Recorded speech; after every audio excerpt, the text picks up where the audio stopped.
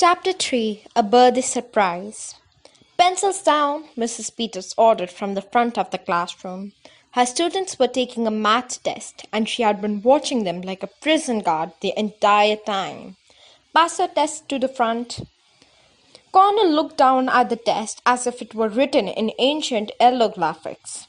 Most of his answers were blank, and he had just scribbled around the others to make it look like he had tried.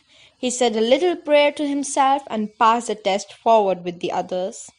The tests were all passed to Alex, who stacked them in a neat pile for Mrs. Peters.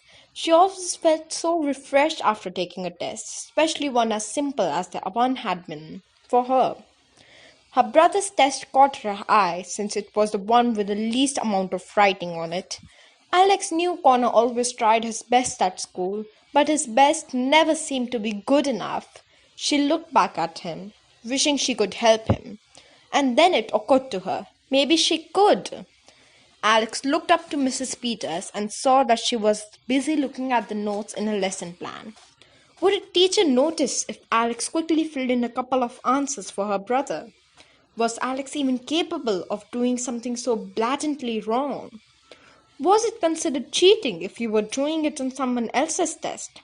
Would the gracious gesture cancel out the offense in the grand scheme of things? Alex was prone to overthinking everything, so she just did it.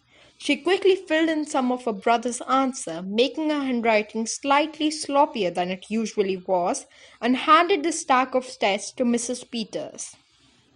It was the most spontaneous thing she had ever done.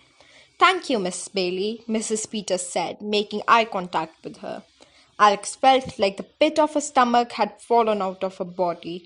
The excitement she had felt from her impulse was now overshadowed by guilt. Mrs. Peters had always trusted her.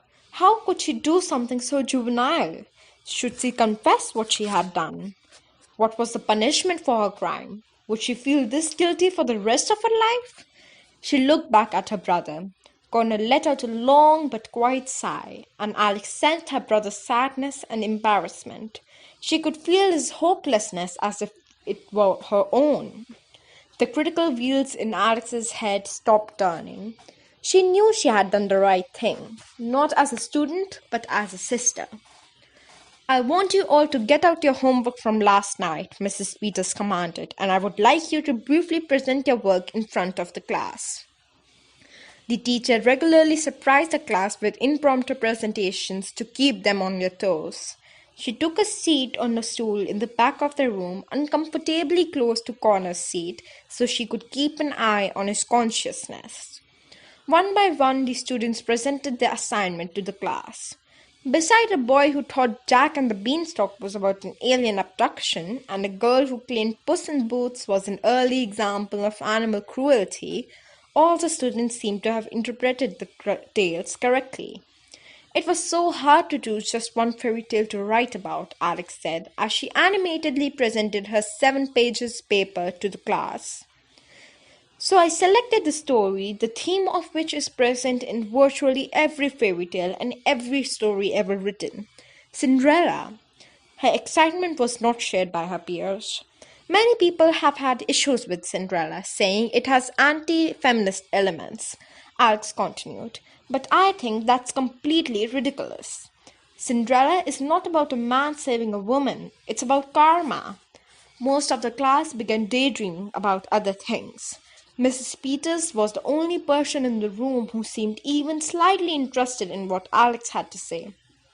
"Think about it," Alex went on. "Even after years of constant abuse from her stepmother and her stepsisters, Cinderella remained a good person with high hopes. She never stopped believing in herself and in the good of the world. And although she married the prince in the end, Cinderella always had inner happiness. Her story shows that even in the worst of situations, even when it seems no one in the world appreciates you, as long as you have hope, everything can get better."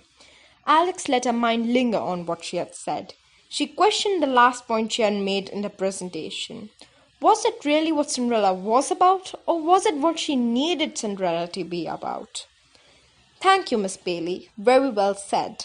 Mrs. Peters said, with the closest thing to a smile her face was capable of making. Thank you for your time, Alex said and nodded to the class. It's your turn, Mr. Bailey, the teacher announced. She was sitting so close to him that he could feel the warm breath from her nostrils on the back of his neck. Connor went to the front of the classroom, dragging his feet as if they were encased in concrete.